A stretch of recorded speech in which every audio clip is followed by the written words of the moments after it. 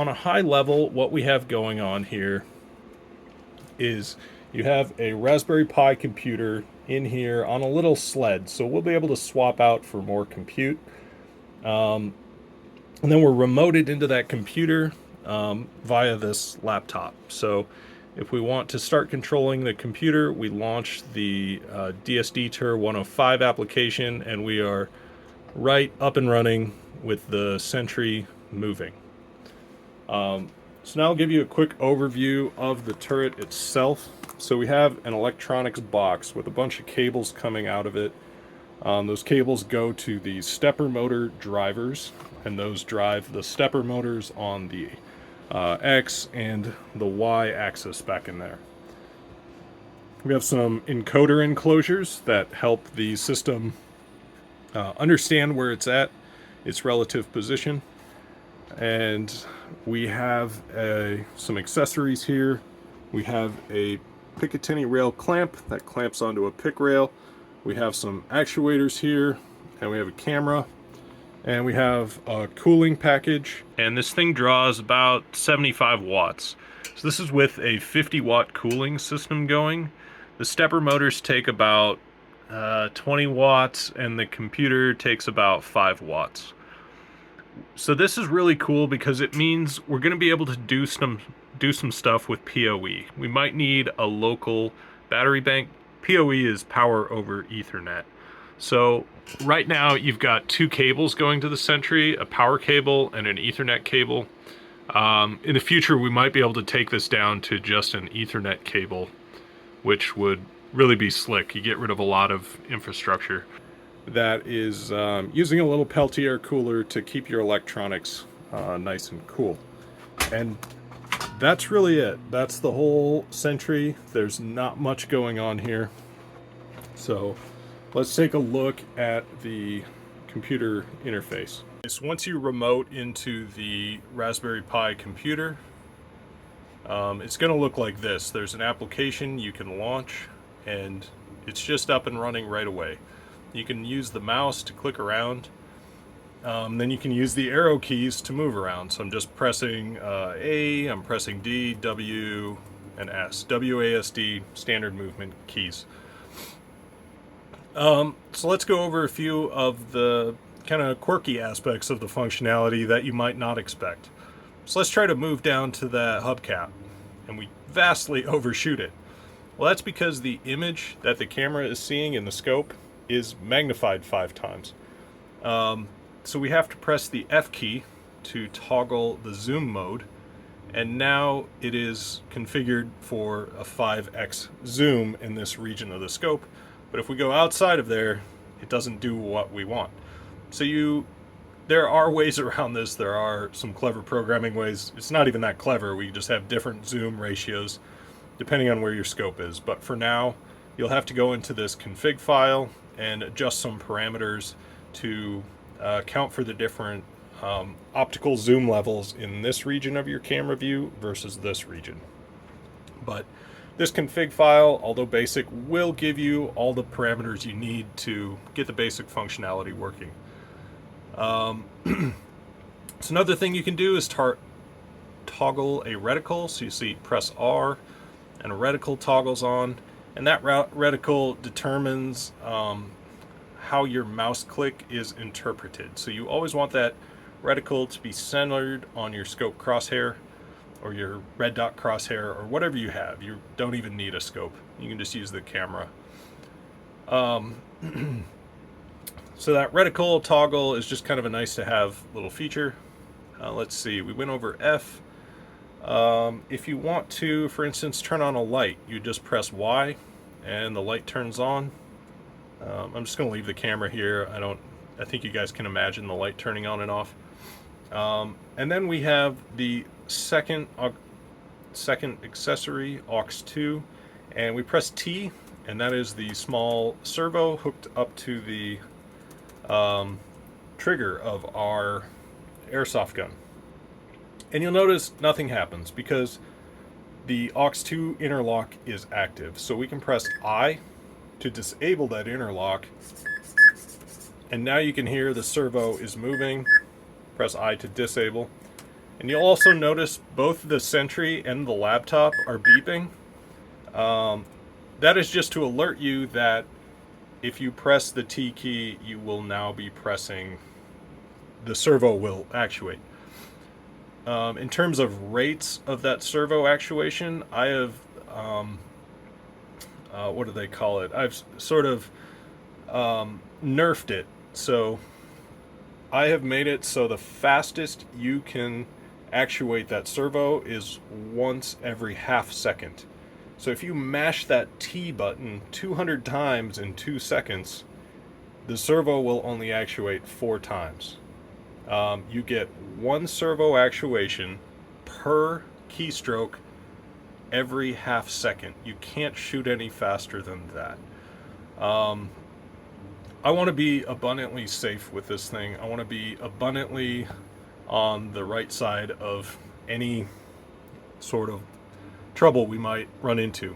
So now let's look at sensitivity, the Q and E keys. So I can bump up the sensitivity, and it moves further with each arrow click, and I can take the sensitivity down. 11 is the standard. When you go below 11, you go into a different mode of operation, and the control becomes much finer. So let's go down to like 3.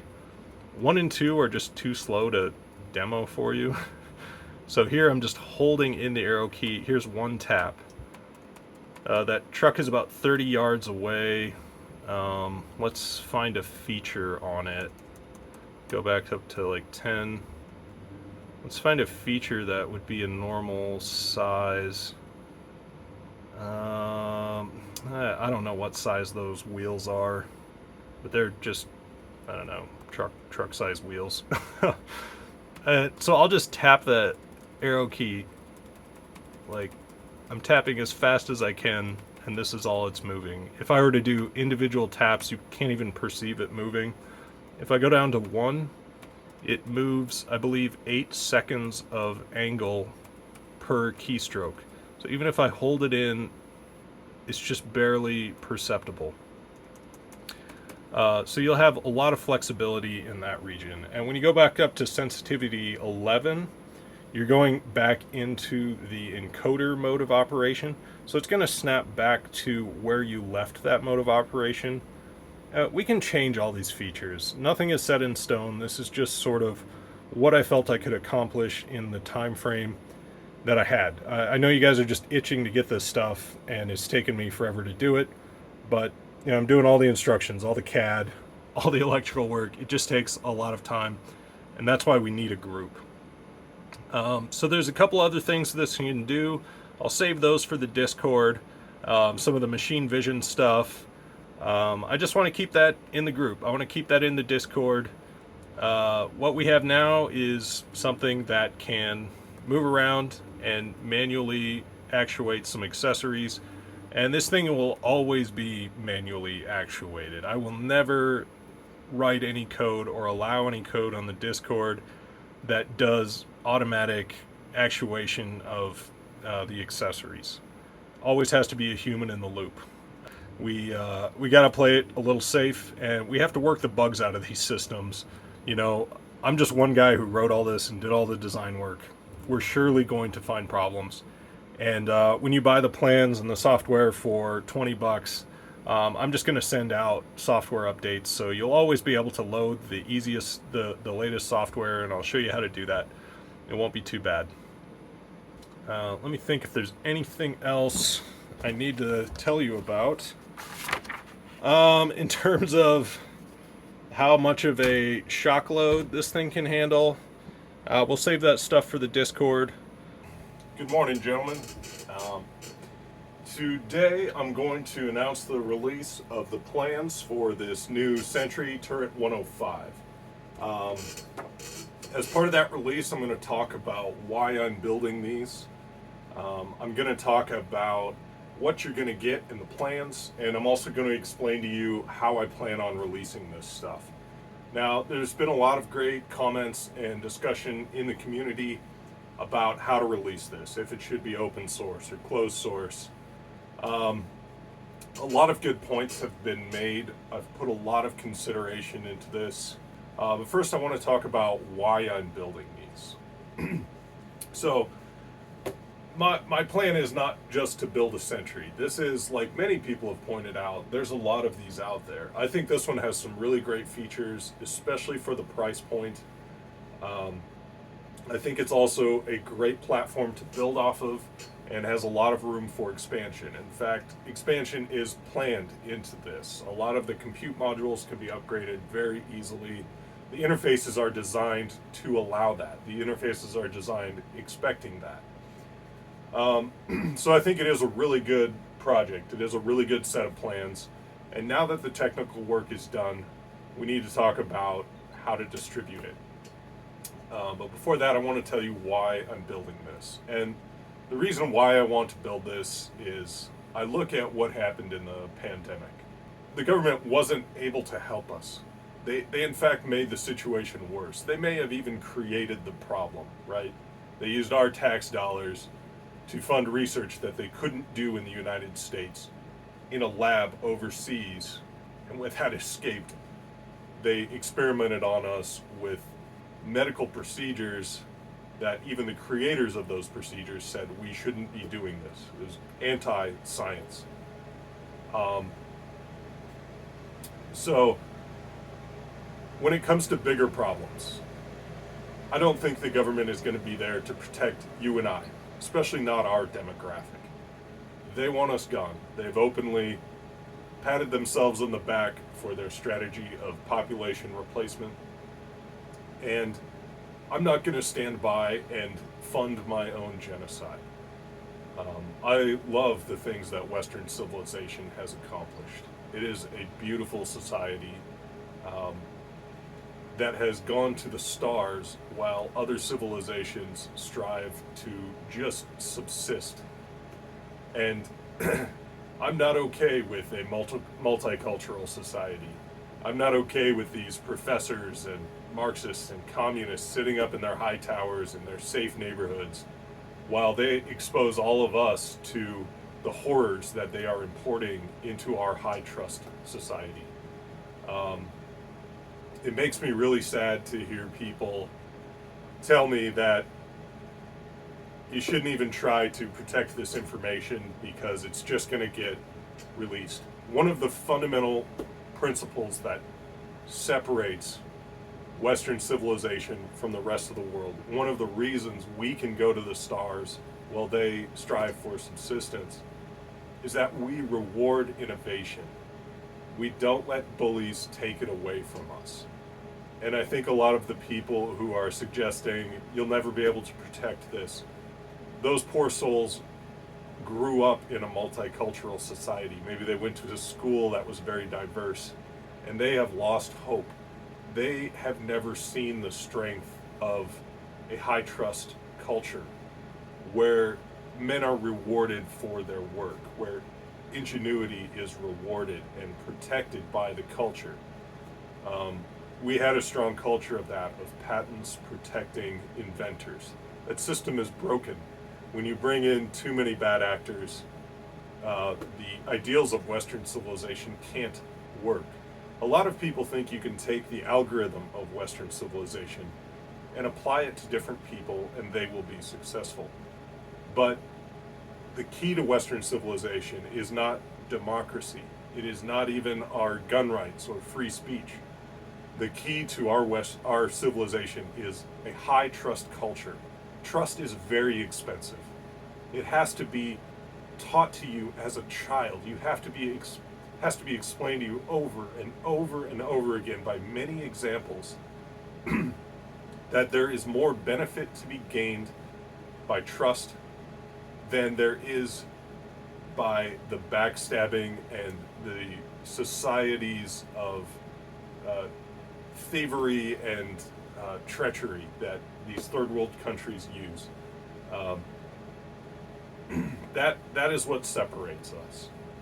And maybe that can be taught to other people, but certainly not in one generation or maybe even many generations. So I will not open source this. I have hope that there are still enough people left who have those high trust values ingrained in them since childhood, ingrained in them by multiple generations of their family, who got to know multiple generations of their family because they live in a high trust society. And so that is one of the reasons I will not be open sourcing this, is because I think younger people need to see examples of how a high trust society can work if you keep out the low trust players. And bad apples will get in. We will not be able to keep everyone out, but we are capable of doing that. We have lost the knowledge of how to do that, but we can gain it. There are great examples in the history of Western civilization of keeping secrets, of keeping closed groups. And those closed groups have done amazing things. If you look at the Manhattan Project, if you look at Alan Turing, I've read through his notes. This set of notes is by Jack B. Copeland, and it is incredible to read Alan Turing's work. If you're not familiar with him, you can go watch a movie. I think it's called The Enigma Machine or Enigma Code or something. But anyways, his work, which was leveraged the work of Polish mathematicians, was a major factor in World War II. I know in our gun culture we like to look at the 1911 or the M1 Garand and say, that won the war. A lot of what won the war was trust and secrecy and having groups of people who trust each other. And that is certainly evident in people's work like that. Of course, he was eventually assassinated by his own government. So, there's that. Anyways, another reason to do this is no one is coming to help us. Our borders are non-existent. Sure, we may have stopped some blue-collar criminals for a while, but we still have white-collar criminals coming into our country, poisoning our men with opioids, selling us out, selling our manufacturing overseas. These manufacturing jobs you hear about and these blue-chip plants, these are by foreign companies who are going to bring in foreign workers. They're not going to hire many Americans. It's only going to further lose the battle of attrition. So we have to form a group. We have to believe that we can trust each other again. We have to believe we can weed out bad apples. And it makes me really sad for people when I hear people say, this will eventually get leaked. This will eventually fall into the wrong hands. Sure it will, but there's a lot of things we can do. There's a lot of things we can do with technology, with YubiKeys, with passcodes. There's a lot of things we can do that are much more sinister. And I will not even speak of them in an open forum. That is for a closed, trusting group. But, one thing to think about, if you are still on the boat of I want this open source, forget all the cultural issues with that. Think of the exploding pagers that were leaked into a group and then just exploded in public, and it decimated crowds and people. And I don't care which desert tribe does what to which other desert tribe. I don't care about their ancient battles. That's not my problem. As far as I'm concerned, seal up the Middle East and go see who the winner is in 5,000 years. They'll probably still be fighting each other with sticks and rocks. Not my problem. What is my problem is finding a way to solve the problems we have in the United States, finding a way to protect ourselves now that we have millions of people in our borders who shouldn't be here, who didn't earn a place in our high trust culture. What is my problem is the decaying manufacturing base. So I look at this as a way to rebuild groups of men who trust each other, who can trust each other. We will have bad apples. We will learn how to get rid of them. We will get smarter and smarter. We actually need them to make us smarter. We need them to reteach us the skills of forming groups. And we also need manufacturing capability. So I see this project and the marketplace I want to create within the trusted group as a way for us to rebuild distributed, decentralized manufacturing. And we can do that by, if you want to build one of these, but you don't have a 3D printer to make some of the parts, someone else in the group can make them for you. I've talked to so many of you who have machine shops, really nice ones, and you want to participate, you want to help, and I want you to be in that group. I want you to have a trusted group of people you can sell your product to and not get it ripped off. So the other reason I want to do this is I want to build hundreds of millions of these. I want them spread all across the United States, not placed out in front of your yard like a maniac, but tucked away in your garage. You take them out to the range and you go shooting with them, you have fun. But if there is some civil conflict, our government's going to disappear. They're going to go hide in their bunkers. The rich people are going to flee the country. We're going to be left to fend for ourselves against the enemies already in our borders and the enemies outside. I mean, the borders nowadays are basically your property lines. That's all we can trust. So, with a network of these that can communicate to each other with point-to-point laser communication, with local Ethernet, we have a higher chance of maintaining a separate mesh of communication outside of the internet, outside of ham radio, which can be jammed and blocked. Point-to-point optical communication, hardwired communication, a network of hundreds of millions of these across our country. You say, that's impossible, that's stupid. If I look at everyone out there who's bought a $4,000 rifle and an $80,000 truck, you could afford 3 or 4 of these. Price will be about $1,700 to $1,800 if you want to build one. If you want to get together with a group of friends, you can get that cost down to about $1,200. And I have big plans for this group. If we start making some money, I'm going to invest that money into casting facilities and gear manufacturing facilities. I want to vertically integrate an entire supply chain to build things like this and other essential elements of our survival. I would like to expand to food and medicine and create a network of trusted people who own their own supply chain. And that won't be owned by a group, it'll be owned by individuals in the group who only sell within the group. Sure, you can sell outside to supplement, but I want us to rebuild a core of essential products, and that's food, medicine, healthcare. I have big plans for this. I don't know if I can achieve it. I'm sure a lot of you will laugh at me and you'll say, what a nut job in his shipping container. What a goofy dude. What a goofy looking dude. Who is this guy? I don't care. I can't go back to an office. I can't go and continue this charade of being part of funding my own genocide of these ever increasingly multicultural experiments. I don't want to be part of it. I don't want anyone in my family to be a part of it. It is so sad for me to see these things. I just can't do it anymore. And so that is why I want to build this. That is why I want to build this trusted group of people. And to start that group, we're going to start a Discord. I am giving you a link to a public Discord. From there, I need 3 of you to step up and become the first screeners. You're going to conduct video interviews with people to let them into the group. I know I've already done phone screens, and I did a bad job. We've got people in who I didn't explain things well enough to them. I didn't explain my plans, and that's my fault. But if you've watched this project over many, many years, you've seen when I make mistakes, I try something different and I fix it. So we're going to try something different. I want 3 of you to step up and do the phone screening. 3 of you who've seen a lot of life, who've met a lot of people, who have good ideas about how to weed people out. And we will get bad apples, but there's a lot of things we could do.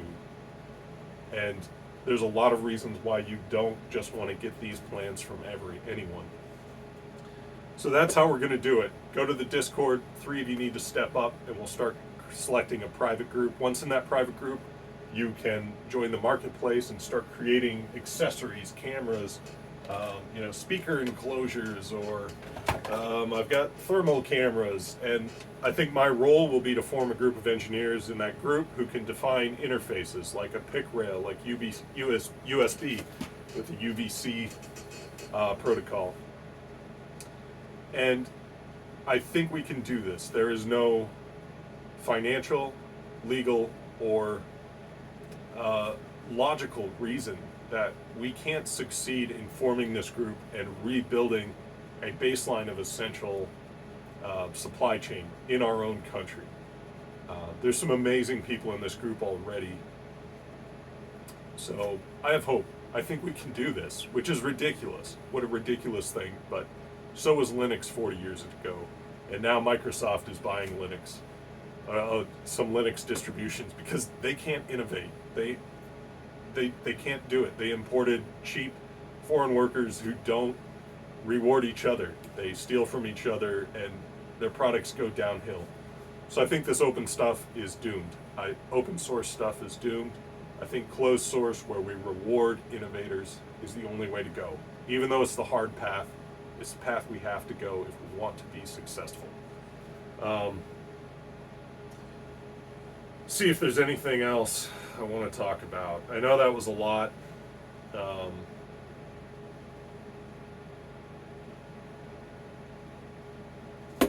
I think that's it.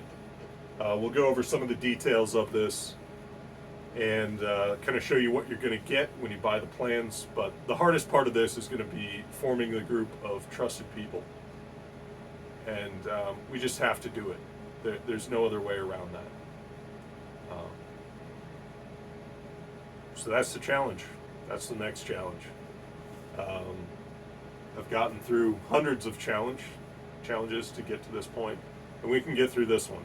And we're going to learn a lot doing it. So I hope you'll join me. Maybe you'll just laugh at me. I don't know.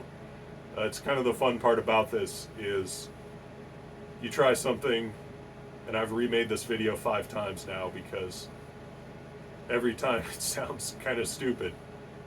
And maybe that's because it is a stupid idea. Maybe it's not worth doing.